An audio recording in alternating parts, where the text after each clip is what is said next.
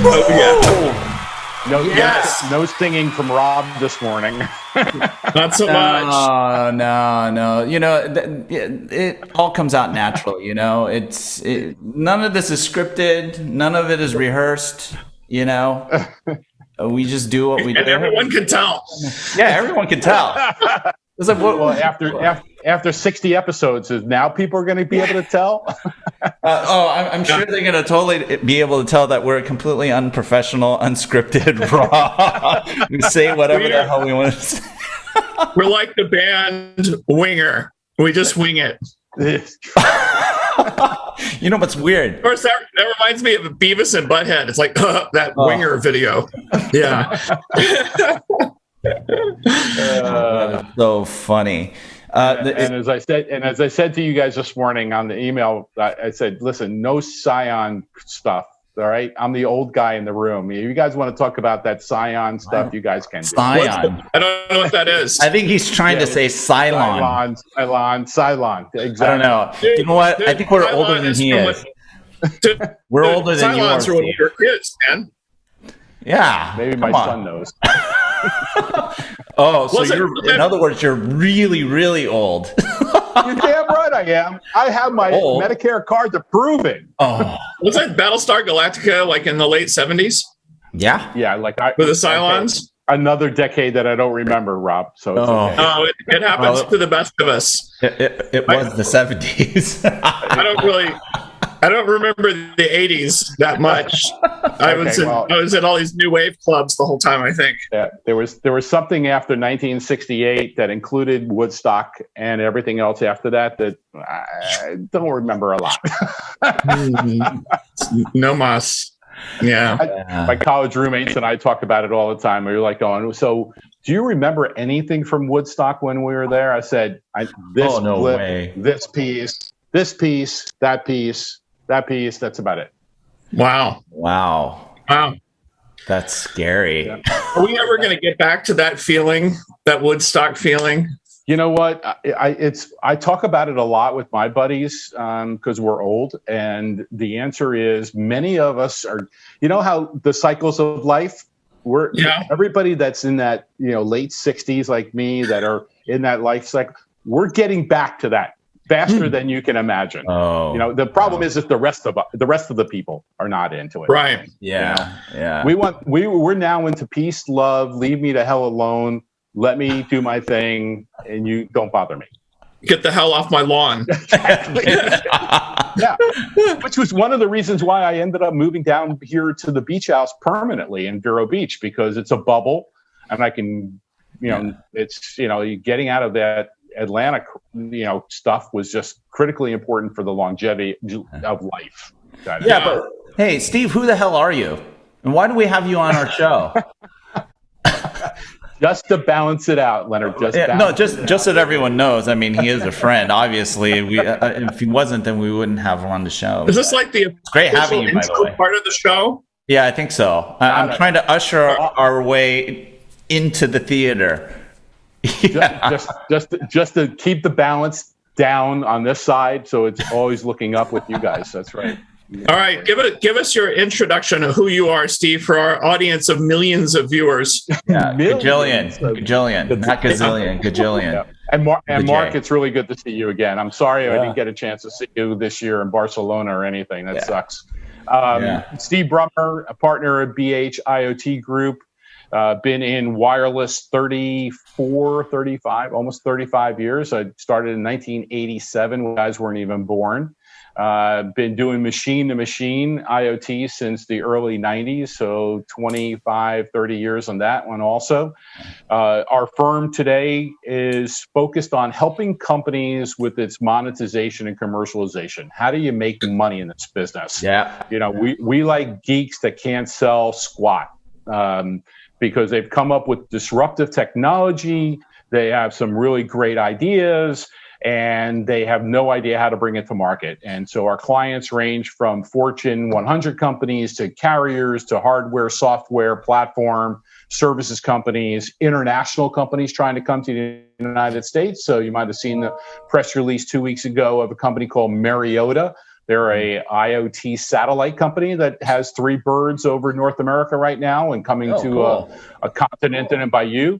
Small 20-byte messages. Well, we're their U.S. country managers, so we're helping them bring that product to market, set up distribution and channels and partnerships and all kinds of other stuff like that. So for us, it's, at this stage of my career, it is more important to really do something cool and try and be able to do it with people we like and people that have really good disruptive technology that's not stuffy, that understands and can use our help and really allow us to find ways to make money. So, a lot of VCs and PE firms also we're working with, and IBs, because they're trying to figure out where to put their money.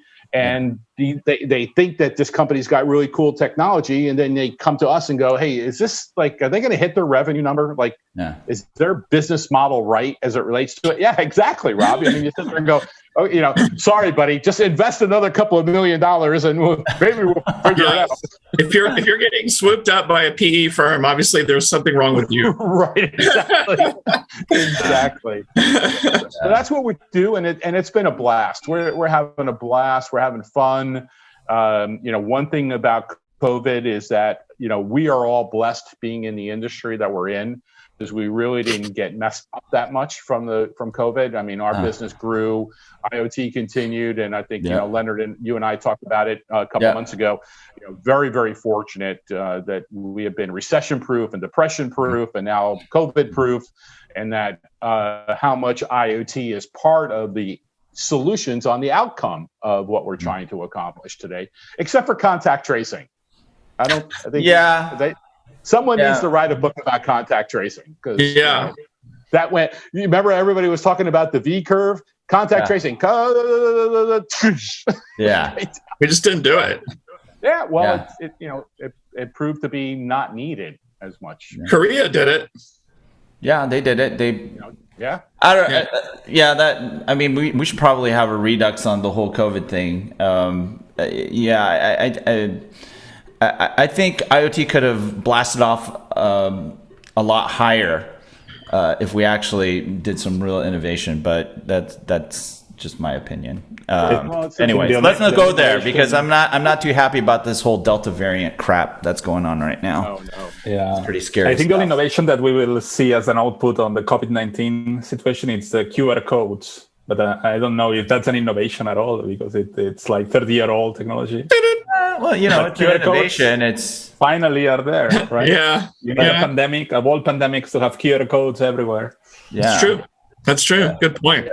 Yeah, they're everywhere. Yeah. And as you know, I mean, Marc, at least in the United States, we have our little COVID paper ID cards that are absolutely freaking useless, right? That's the epitome of tracking, right? So, to be honest with you, we had a client during COVID that is a vaccine company, and they were trying, as you know, each vial was 4 different doses.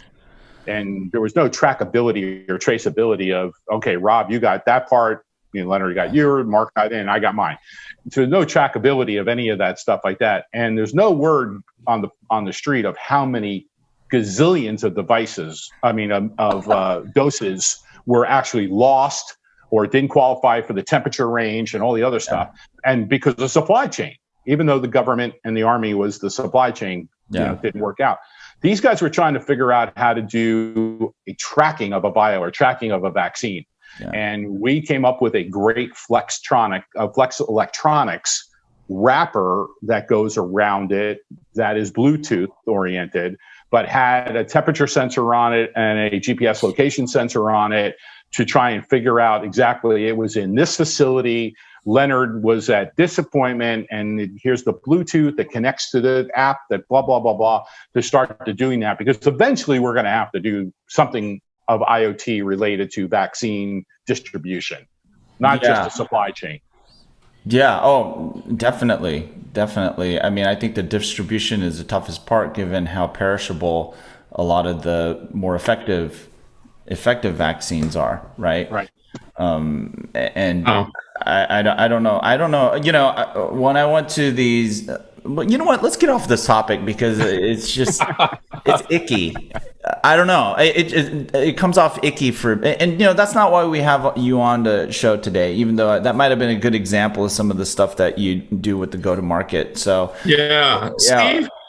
Yeah. So would I know this is like a self-serving question for you, softball. I mean, would you say your firm is really in demand when you pitch to us that your firm is all about monetization of this IoT shit? I gotta believe people are. Hey, listen, you started this the last episode. You had you used S word, you used a couple of words. I'm thinking that, it's okay right now at this point. Yeah. What the hell, man? Are people knocking down your door? Is that your outward pitch for your firm that we're about monetization? Okay. Yeah, and it is, very blessed, Rob. I mean, there's no doubt that I think we're at a stage in the IoT world where people are saying, okay, I can build something cool, but I got to figure out, because remember, this stuff is still hard and you can't do it alone, right? You have to do partnerships. One thing that Marc does very well over in Europe is the idea that this company's got to marry up with this company and everybody's got their spots in order to put a solution together. And so if you don't know the ecosystem players and connect the dots, many of these companies are never going to make it. And so I think, and we're different than everybody else. Dude, nugget, that was just the nugget right there. You didn't describe it as ecosystem. You have to build your ecosystem. That's right. You said partnership. And that's really friggin' important, because people go around saying, well, we have a ecosystem. And then they have that little logo page with a bunch of companies that they don't even have partnerships with. Right. And they call that an ecosystem, and somehow they think the logos are going to help them succeed. I also feel like companies that do that, dude. That was. I feel like we can end the show right now. Yeah, I feel like there's a lot of. I'm done. Do you see a lot of IoT companies or startups or different players that kind of say, "Nah, we do the whole thing. We have an end-to-end solution. We don't need any partners." Is that very common, or? It is. And listen, I'd love to get to the point of where that is truly the case, Rob. And I had a whole litany of companies that could say they could do it. Now, there are companies that can do it, but they're going to be the ones that are going to be the SIPM that are finding the people that make up that end-to-end solution. Right. And I always say, and I said this in my speech at IoT Evolution Expo in Miami a couple weeks ago, if I were to take Rob and Leonard's millions of dollars as an investment and build a company today, it would be an IoT SI, because there's no single throat to choke. And Rob, it's not Ericsson, it's not a carrier, it's not a hardware manufacturer, it's not a platform provider. There's got to be someone where the glue is all encompassed and they manage it from end to end. Because you could say it's end to end, but there are so many different pieces, and the average company or the average IT department within a corporate account does not have that experience. So you believe that SIs are the tip of the spear, or they're the ones that are doing these projects and pulling that thing together? And the biggest. Yeah. And Rob, I think the biggest thing is we have a growth spurt within the SMB space. Yeah. And we have to figure out a way for the SMB VAR, IT VAR, who is going to get into this business, even the telecom VARs, which are, as you know, we've talked about this for the last 10 years. I mean, they could sell a Mitel switch and phones and UCAS and that kind of stuff, but they have a hard time with IoT. It just doesn't make sense for that. That's an acronym they can't figure out. But from the SMB standpoint, you'll say you're a family farmer. Okay. You're not going to go to a big company to help you automate your farm. Right. You have to find that local IT shop that has been selling you laptops, printers, Wi-Fi, satellite transmission, all that kind of stuff to help you do those things. And I think the growth is going to be in SMB space, and we got to figure that part out too. That's a good point.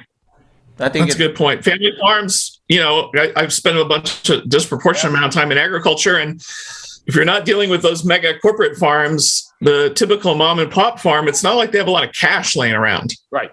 Right. You know, and you look at in Washington State. I mean, look at the apple orchards and the vineyards and all those guys out in Eastern Washington. I mean, they're doing LoRa now, but they're doing it because they got some local company to be able to figure out that they need these temperature gauges and these pest control gauges and sensors and stuff, and they kind of band-aided it together because there's not an ecosystem of SMB IT VARs that can do IoT. That's a great point. I think because you're right. It seems like there's the large, giant global SIs created IoT practices within their consulting firm. Right. And they're probably all trained up on the big, platforms like Azure IoT and AWS. Just data. Yeah. BI data, aggregation. Yeah. Well, to further plug agriculture in Eastern Washington, believe it or not, next week I'm doing an MVP trial with a hops farm next week. I'll be in Yakima, Washington all week. Trying to do a bunch of it. This is more of a proof of value and learnings for me and our little team of the technology this Thunderstruck system we've been building. But yeah, it is interesting. A lot of those guys, a lot of those farmers, they want to do some of this stuff. They don't necessarily know where to turn, for sure. And you're right, they can't always afford some big mega SI that's going to swoop in with a bunch of consultants wearing suits out at your farm. And sometimes they can't afford John Deere's program either. Right. So what do? They know they need it to increase their yields. Yeah. So they know they have to do it, but how the hell do you do that if you're a family farmer with a 10,000 acre apple farm? Yeah. No, you're absolutely right. That's a good point. I bet you a lot of people who've tried and failed in IoT, and there's a lot of them, wish they had been talking to you when it came time to figure out monetization. There's a lot of smart people out there with smart ideas and build disruptive technology, and just in technology in general, just being in this space forever. I can't tell you how much great technology just died because they didn't know how to sell it. They couldn't market it. They didn't know how to sell it. They had a bunch of engineers who were smart, but when it came time to sell it, they were like, "Oh, I don't know." And I mean, let's just take edge computing, for example. I mean, we're seeing new edge computing companies in IoT come out every day. We're seeing new data security AI companies coming out every day. Are we going to? I want them all to be successful because we're going to need them. Right. But you got to figure out now how you're going to make money. Who can you partner with that's going to allow you to do that? Because you're not going to build your own sales force. And you look at a Clearblade and some of those guys, and Rob, you and I have talked about it before. I mean, these guys are great; they have a great thing, but they're at the pinnacle. But there's a lot of companies that are coming up behind them, nipping at their heels, and we got to figure out how to get them. And I'm sure that Eric and Aaron over at Clearblade don't feel like they're at the pinnacle. Eric will tell you that, but Aaron won't. Those guys have been doing this thing for like a decade now, and they're waiting for that mega, that pinnacle. What you think of, which is huge. Yeah. You know what? But I think they're ahead of the curve in that they're probably further along. They've kind of gone past this trough of disillusionment. And when you talk to those guys, you can really, especially Aaron, Eric's still the sales guy, right? Eric, don't kill me for saying that. You're wonderful at it too.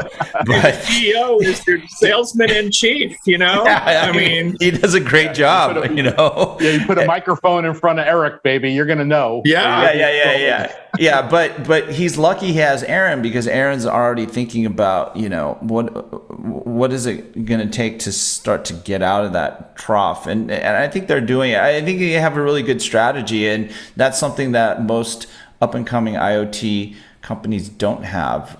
So they haven't seen the truth behind the numbers. They haven't dealt with the economics that they're dealing with in their end markets, and those are important things. So, one of the things I'm taking away from you, Steve, because I oftentimes think like 3 or 4 levels below all that stuff all this wisdom that you're sharing, is that you really have to think about the economics of the end markets, as I mentioned, right? And then making sure that the ideas, they're not ahead of their time, in that the economics make sense to create the opportunities for these companies to actually have an addressable market. And none of these anyone can come up with, they're ideas that are 100 years old, thousands of years old, that are great. Maybe not thousands, maybe hundreds. Okay. They're great ideas. Some really bright person came up with it. It could have been disruptive, but things aren't disruptive until they've actually made it into market and have an impact. And so the way I always look at it is that, you have a great idea, let's make it disruptive. And that's super hard. Maybe too aspirational. Let's just make some money. Is a great, like what you guys do. Monetize, make dinero, screw all this. Look, we're disruptive bullshit. That's bullshit, man. Just make money and prove that you can deliver value to the end market in a sustainable way. I mean, but Leonard, you can't imagine how many conversations we have with people in our pre-engagement sales period, where I sit there and I ask a customer this, or prospect this, like, who do you sell to? Like, who's the buyer? How do they want to buy? Where do they want to buy? How do they want to pay for this thing? Tell me what that journey is, what that buyer's journey is. And they go, really? I think it's the CIO. All right. Okay, great. Fantastic. Back up. So there's a lot of times where we start there with clients and work our way backwards, because it's like a regular IoT thing, and you guys absolutely understand this.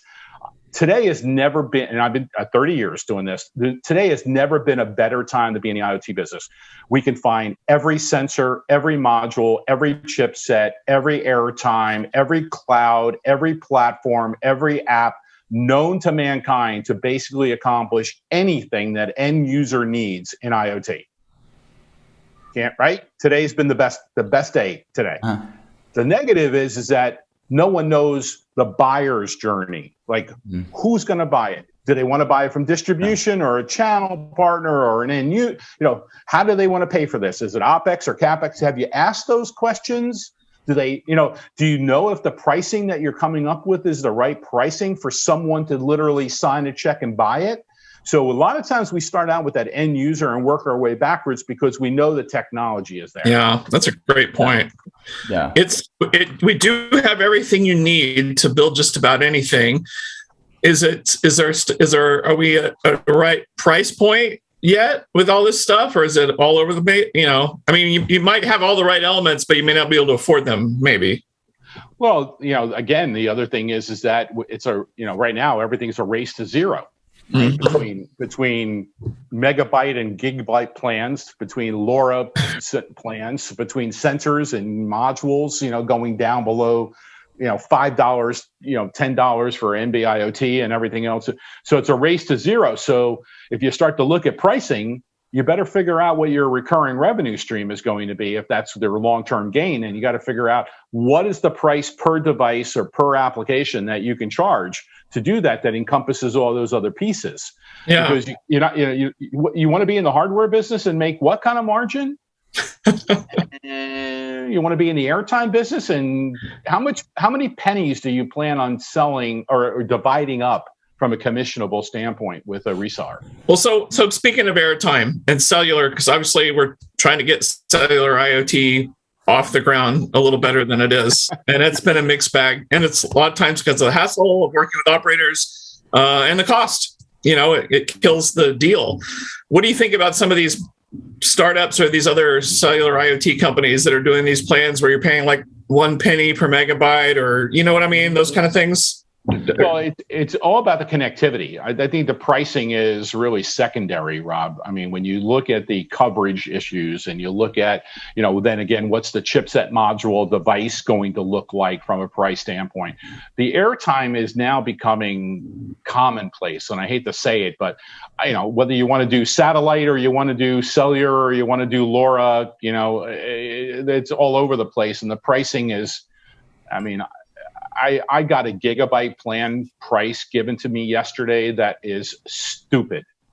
I mean, under $3 per gig. Really? $3 per gig? Wow. Yeah. And so, when you and I started, because these guys, we're talking about, $50 a gig, $25 a gig, and now we're down into this number. I love the idea that all these guys are coming up with, but the business model for me, what's the longevity for them? Yeah. If you're an MVNO like a Core Wireless or some of these other guys that are out there, it's all about the services revenue. It has to be, because the margins are so small on the wholesale reselling of the airtime. Right. That's a good point. That connectivity is just a small part of the cake. Like, correct. Hardware, it's more expensive. Distribution. Cloud. So I see that connectivity. A lot of people it's focusing on connectivity, but it's just a very tiny part that I don't think decision makers can stop a project because connectivity is expensive or not, because you have too many. It's not expensive at all. It's the most cheap part of the bill of materials of the complete project. Right. And as you know, Marc, if you look at what Orange Business System, Solutions has done over there, they could have just stayed their carrier route, but now they're a business SI project team that's putting things together. They're making more money on that than they were making on a megabyte plan. Telcos, at least in Spain, they sell themselves as an SI, not as a telcos, and then they of course sell you the SIM cards. Can you imagine? Can you imagine being? Listen, we have several clients that are in the space. Whether it's a SIM management company or a roaming SIM scenario company. That's a tough business to win deals. Yeah, absolutely. You have to bring another added value on the table. That's exactly right. That's exactly right, because there's 15 of them in the industry space. Separating each other by pennies. Like you got to work with Telefonica versus Vodafone versus blah blah blah. So and at the end they negotiate these, saying, hey, so for all the mobile phones of your company, if they use our SIM cards, then your IoT project gets cheaper or gets for free. That's insane. Or they put like free TV on the house of the employees. It's crazy. But this is the deal that they try to do. Well, it's the triple play, quad play, Cinco play that's going to end up happening. Cross-sell, I don't know. Yeah. Right, exactly, because they're going to make more money on cable and wireline than they're going to make on the airtime from an IoT perspective. Let's talk about maybe when we talk about value of IoT and the saving money part, one of the kind of maybe taboo, but right beneath the surface aspects of it, people go out of their way to show you all the value and all the automation. But what they don't come right out and say is, actually, when you're doing this, you've reduced your labor costs. You got rid of a human being. You got rid of an employee. A lot of people are like, where's the value? And you're kind of like, you feel like awkward to go, well, the value is I just got rid of 100 employees or 5 employees or something like that were previously walking, driving a pickup truck, flying in an airplane, whatever, to go locally and look and find out information and get it back. That thing people talk about, are people still afraid to talk about that, as job killers? Well, Marc knows this from Barcelona and the garbage deal that they did with the monitoring there. The original ROI was supposed to be less trucks and less employees, and the unions went nuts, and that never ended up happening. Is it more efficient? Sure. Is it better for the citizens? Yeah, sure. But, the ROI was not necessarily reducing the amount of trucks and employees. And that, and I think that's one of the big misnomers. But they think now they need. So the trucks, it's just one people. Now there used to be like 4 people. Right. But it's just one people, and the robot that goes, it's incredible. Yeah. And again, I think that's where you're looking at the, what are you trying to do from an efficiency standpoint and everything else? Because you don't know, the ROI is either tangible or intangible. And it's swinging. It's swinging from the tangible, I can save money by reducing employees and trucks and blah, blah, blah, blah, blah, better route management, less gas, fuel, whatever, to the intangible that I can do more with what I have because of IoT. And so I think that's the hard part, is getting people to realize that there's ROI in the non-tangible things that are a part of the business model that your company has. Right. And maybe that's part of also the spin when we're going to free up those employees to work on more valuable things or other things, Now, on the flip side, when I talk to people in manufacturing and agriculture lately, they're suffering from a big enough workforce. Like, they can't find people. And so maybe you can position it's like, well, you don't have enough people. This technology is going to be your substitute for all those people you can't find. And maybe that's an easier way to frame it. I don't know. I think you've hit onto something that's extremely important, because if that's going to increase your yields by being able to have automation that is IoT enabled, then you're right. Then that will be a substitute for it. But again, we can all. I know you guys have talked about robotics in the past. Robotics are great, and that yes, they are reducing the amount of humans that are needing to be doing certain things with robotics. But is that really where we want to go? That's a good question. Absolutely. Obviously, we talk about people and machines working together. We're the creators of these things that disrupt ourselves. The manufacturing inherently is automation. Right. Anybody who ever started to make a product, they made it by hand sitting at a desk, and then they got some friends on a big table and they made it all together. And then 2 years later, they have a factory that's automating that. And that's what manufacturing is automation, Right. And so sometimes, I know this sounds really cruel, it just feels like manufacturing by its very nature is trying to automate the hell out of everything. And so if you're in that space, you should know that in advance. But I think a lot of people get lulled into thinking, no, it's going to be this great whatever I've got forever. I don't know. Yeah, but I think, obviously, Leonard, you've written enough articles about China and everything that we've had to deal with. And, I've been on a roll now trying to get more in tune and in touch with design shops and contract manufacturers in the U.S. because, let's take the silicon chipset, stuff out of it. Those guys don't have as much automation, Rob, and you wonder if that's better for where we are within the space. If you're going to do another Ring doorbell, then you're going offshore and you're going to make it, for a container. Yeah. But there's a lot of things that are going on, unless in smart ag, where you only need tens of thousands of things or thousands of things that a contract manufacturer in Illinois can do versus you having to go offshore for some of that kind of stuff.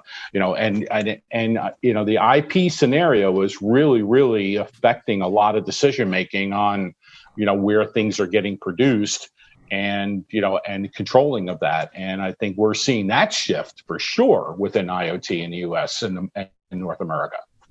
Yeah. And South America for that. And I think that could be sort of the advantage that US firms can start to develop, manufacturing companies can start to develop. And, the contract manufacturers tend to be pretty savvy. I mean, they're not idiots. By any stretch of the imagination. They've been using a lot of leading edge technologies to push the envelope for what you could consider mass customization or trying to push that. I mean, it's still kind of tough Everyone talks about 3D printing and more ridiculously 4D printing. 3D printing is cool stuff. Don't get me wrong. 4D, we have a way to go before we start talking about that being anything. Is that like a parallel dimension? Yeah. It's actually weird. You can program behavior into the structure of whatever you print, but it's just simple movements. It's like like a cube that can, like a sheet that can fold itself into a cube if you put water in it, kind of stuff, I don't know why people are talking about that so much, because it really doesn't have any near-term practical value. I'm sure someone's going to beg to differ and say, hey, look, MIT blah blah blah did this, and I'll say, okay, fine, well, give me an example of where it's actually being used. But they're doing a lot of innovative things just to improve the economics of what they do, but then also be able to do these short design manufacturing runs for some of their clients, right? And be able to do that in an economical way. So Steve, I think that, and obviously in that manufacturing process, IoT could have a great contribution. There's obviously other technologies that you have to look at in order to enable these new manufacturing models that can make us more competitive. But you know what? It's not like China's not thinking about this stuff too. You can almost argue they're ahead of us in ways, because even though they have a bunch of cheap labor, they have a bunch of cheap labor for other things that are still commodity or, still tough to do with automation, right? Because as I recently posted, humans are amazing machines. We can still do things that machines just simply can't do. Yes. We're freaking amazing things. Humans are the only machine that can make the iPhone. Yeah. The iPhone's not made by a bunch of machines and robots. It's made by humans. Yeah. Apple's trying to reverse engineer its own products to probably train an AI model to then, on the other end, assemble stuff, right? Assembly for an iPhone is so complicated that only a human can do it. And so you have a lot of people in China doing little, really intricate things, going blind to put an iPhone together. Yeah, it's amazing. Yeah. So as long as they're older than 16. Yeah, yes. But all I can say is the race is on, and I think some of the stuff that you're bringing up, Steve, is really great. I think one of the things that's necessary is really good demand shaping, and part of that is helping people be aware of the competitive implications of not innovating your business or going that next step, right? Because a lot of times companies they have blinders on. They'll focus on their particular market segment and say, look, we just need to win in this space for the next quarter. That's about as far as they look forward, right? And market share. I mean, how many times have we talked to a customer that is in that specific niche, that market niche, with the blinders on, and you've said there, man, this would really be cool if you put it here in this vertical or in this segment. And they're like, oh my God, I don't know anything about it. What are you talking about? And like going, that's why you're using people like us, all four of us that have been doing this a long time. We've seen a lot of this stuff. We said, okay, if you're doing it in this space, we think you can put it in this space and be really successful because you would be a leader here versus a follower in here. And that most senior management people do not want to hear that crap from people like us. Yeah, I can see that. Yeah, but you're bringing up smaller contract manufacturers. I spent some time. I was at a Pacific Northwest Aerospace Association event a few weeks ago. I was doing a talk on security. In fact, the whole event was about security. It was a real eye opener. A lot of these contract manufacturers that want to do business with the Department of Defense or any part of the U.S. government, and then now that we're finding out that a lot of these hacks are coming in the side door through contractors of big companies that are already approved by the government, we're seeing it trickling out. I watched all these sessions. They were kind of boring, where these guys are talking about, what is it, CMMC or whatever, all these security things that all these folks are going to have to get certified in order to play ball in the future, just because of the hacking's just out of control. And it'll be interesting to see how that changes the landscape of some manufacturing, of who gets to do it, that kind of thing, because I'm at this event. There's a lot of small shops, 20 people, some were 5 people, some were 50 people, just contract manufacturers. And all of a sudden, you can see the blood run out of their face when they see the mountain of things they're going to have to get certified in order to keep doing their thing. It's really interesting. Yeah. All started with an executive order of executive magnitude. When you think about what we read 2 months ago and trying to figure out what the hell we're supposed to do with that, and the trials and tribulations associated with that executive order, we've all been looking at it and like, first page, BS, like, oh my God, government, you guys are just unbelievable. Really, just serious. Yeah, anyways. Yeah. I mean, an off-topic question. If I can change the topic. Yeah. So you see a lot of startups and a lot of companies every day related with IoT and etc. So what do you think are the trends that you see nowadays that are mixing different topics with IoT? What do you think we're going to see in 5 years here at the IoT Coffee Talk? 5 years from now. Me across the street at the beach on a full-time basis. That sounds good. No, but what do you think it's going to be trendy from what you see today? From a consumer side or an enterprise B2B side? Whatever. I don't know. Up to you. I think consumer side, I think we're going to figure out the DIY scenario. I think we are killing ourselves with this DIY standpoint. I think. What do you mean by DIY on do it yourself? Do it yourself. No. Give an example of what do you mean? I mean, right. So right now, I don't know if you know this, but according to Park Associates, that the most women over 45 are the single largest buyers of DIY IoT home automation products. Okay. And so, be an educated consumer. Go to talk to an Apple Store T-shirt kid or a Best Buy or one of those Home Depot stores and try and talk to them about it. Worst is Bed Bath & Beyond. Bed Bath & Beyond's IoT business is huge. I mean, those women are buying. Oh my God, yeah! You see this. Come on, gentlemen, get in touch with your male self. Go to you don't go to Bed Bath & Beyond? No, I used to. I love those 20% off coupons. They're the best. Yeah. The only time I think about Bed Bath & Beyond is like every time on Shark Tank. Oh, I can get your product in Bed Bath & Beyond. Yeah, come on, Lori. Let's go, Lori. Come on, Lori. Yeah. I mean, come on. But they have their own home automation section now. Sure. Yeah, so they're running Nest and Google and stuff. But I do think that, Mark, on the 5 years from now, I want to see now whether it's what the Zigbee Alliance and the CSA are doing as far as now getting a commonality and everybody's buying into a common platform with a common thread. I think we're on the right track there. Because the idea, right?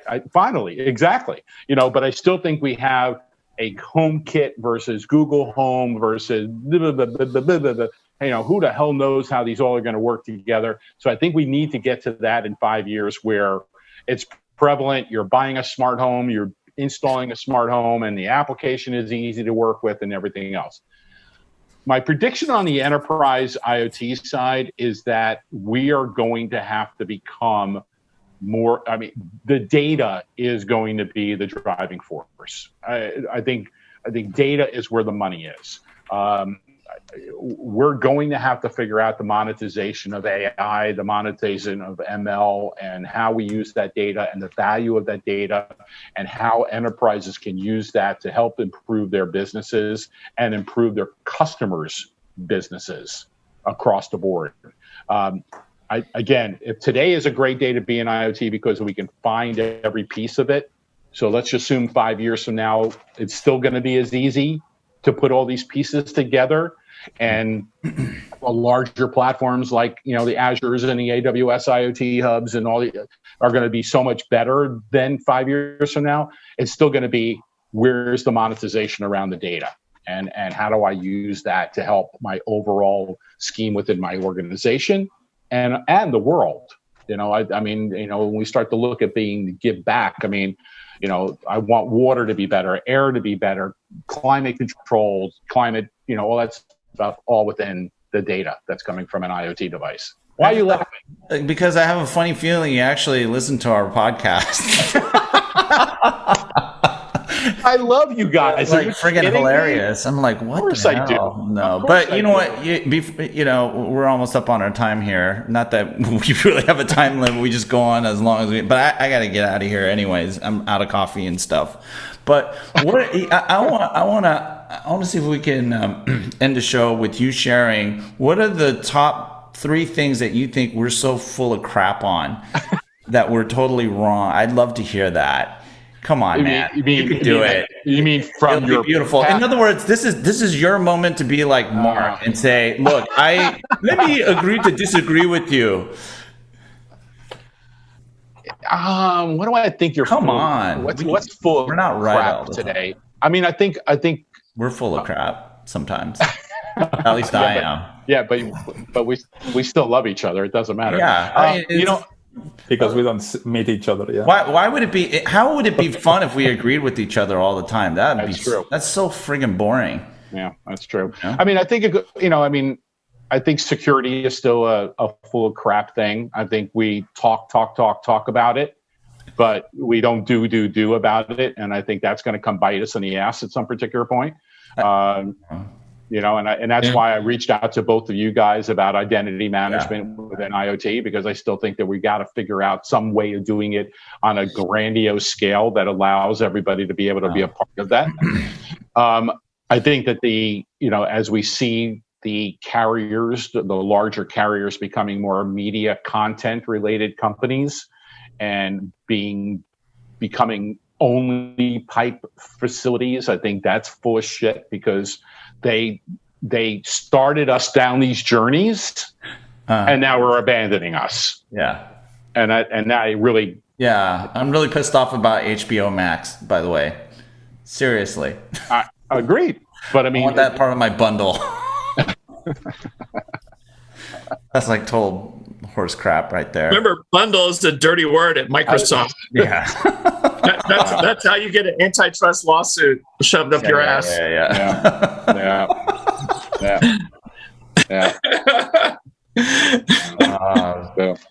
Come on, we're all friends. Get mean. Yeah. Mm-hmm. Yeah. So I think those are 2 big ones that are big, for me, just big issues that I just like. God, this is such crap. Really, So we got to do a better job of that. And and I think the 4 of us, when we're out in public, we're doing a lot of speaking, we're doing our thing, and we have the ability to influence a lot of it. And security has been a big hot topic for me over the last year or so, and that's why I got a part of this company that I introduced. That I was talking to you guys about, because we got to find another way. We just got it's going to become a uglier and uglier deterrent to the overall expansion and growth of IoT. So here's something to think about. My whole thing, and I've written about it already. Maybe I'll write an entire article on it. It's not source. The hackers are not the problem. It's the developers pumping out crap. That's it. But nobody wants to talk about that, because what that will happen is it'll throttle back innovation. I mean, developers are people who need to go to pick up their children at schools. They have to go to the doctor. And hackers are the problem. Also, they're criminals. Oh yeah, no, I know, but they can do the damage that they do if you put out a bunch of junk, and they could do it at scale. They could do it a lot easier if you don't have developers and companies that just put out trash.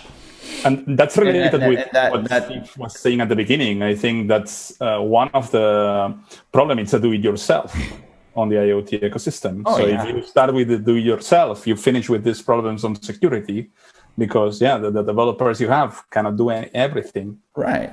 Yeah. I mean, can you imagine if there was a really secure Raspberry Pi developer program? Like it's like you knew when you got a Raspberry Pi to do your initial development work, it was fully secure right from the beginning, and you just build on top of that. Now you're right, Mark. Great. I mean, a developer doesn't care. It doesn't come into play. Or they just assume. Right. And then when you start to put it into like the product development process, you have development teams building a product or a service platform.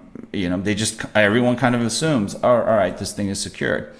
Yeah. Because we're using quote unquote secure technologies, or we're using secure frameworks or reference architectures, but security is much bigger than that. It has to be designed in. You can't just assume just because you're using, buzzword or some of the standard stuff that stuff is, it can't be compromised. But I missed that episode. But I think to solve that, it's very important to use open source software. If you use open source software with big community, exactly. I agree with you, Rob. I mean, there's some companies but so many companies are sitting there going, don't touch open source. Do not write to open source. And we're seeing that pendulum swing. I think open source is a good alternative as long as the company that's hardening the open source technology it does it well. And has a proven reputation of being able to support the development of secure products and services on top of the technology. The open source technology by itself doesn't connote security. I mean, they might have it in a PowerPoint somewhere. The pitch was always, if you're using open source, there's many more eyeballs and more people looking at the code to make sure it's more secure. But what we find out sometimes. Yeah. You'd be surprised at how many open source products are actually being built or maintained by one person or only 5 people. Yeah. Like, I don't know, OpenSSL, when we found out it was only one guy and everybody's using OpenSSL and it hacked the whole planet. And so that's the other side of it. In using open source, it needs to also have a big community around it with a lot of players. So if it turns out it's just one or a few people, it's risky. Yeah, there, like what you're saying, Steve, there has to be a throat to choke. Someone has to be accountable for quality. And Steve is the throat to choke. Huh? Steve is the throat to choke. Yeah. God, please don't put that kind of pressure on me, Rob. No, he's the workout dude. He's the trainer. He helps people get like really grow really thick necks. There you go. You do the whole, Arnold Schwarzenegger head curl, the neck curl thing. Yeah, that's me. That's me. Now we know who he is. Yeah, I'm the trainer. You're the Arnold Schwarzenegger of IoT. Yeah. No. You kidding me? Last week I was called the Godfather of IoT. I'm not sure if that's a good description either. Yeah. Oh, well, I may have to reach out to you with my little Skunkworks project and give you some billable hours to tell me how to monetize this thing. Giddy up. That's what I'm here for. Yeah, absolutely. I think you can make me a deal. I can. I can make you a deal. All right. Who wants to take us out? Oh, by the way, Steve, awesome. Thanks for coming on. This is fun. We'll do it again. And people should go and check out Steve's podcast and video. What is it called, Steve? IoT Nuggets. IoT Nuggets. Oh, okay, cool. Yeah. I'll have to check it out. Little under 7-minute, 8-minute nuggets of stuff. So good stuff. And you guys are always welcome to come on. But you can't be verbose, man. I'm going to ask you questions. You get 45 seconds exactly. You got to practice your short office building elevator pitch. Yeah, that's what this show's for. The long meandering, thoughtless commentary. We're the completely unprofessional behavior and profanity, so that we can earn that explicit rating. That's why we have Elon Musk smoking a joint on our on our show. That's who we are. That's right. Exactly. Oh my gosh, man, this is great having you on, Steve, and thanks to our audience for showing up to IoT Podcast. Go check us out at https://www.iotcoffeetalk.com, which uses this magical web redirection technology that magically takes you to YouTube and takes you to a YouTube page where you can see these videos that you upload. It's amazing. You can. Previously, we had to use Flash, but now because of HTML5, we can just stream it, and it's amazing. And wait for it. We're also on Apple Podcasts, Spotify, Stitcher, Google Podcast, everywhere where you get podcasts, you can hear us. And yes, we're rated E for explicit because we're straight out of Compton. So we're so happy that you joined us, Steve. And thanks for everyone for joining. I hope you got some great nuggets of value out of this because that's what it's all about. And we will see you all next time. Thanks. Thank you. Thank you so much. Bye, everyone. Bye. Bye.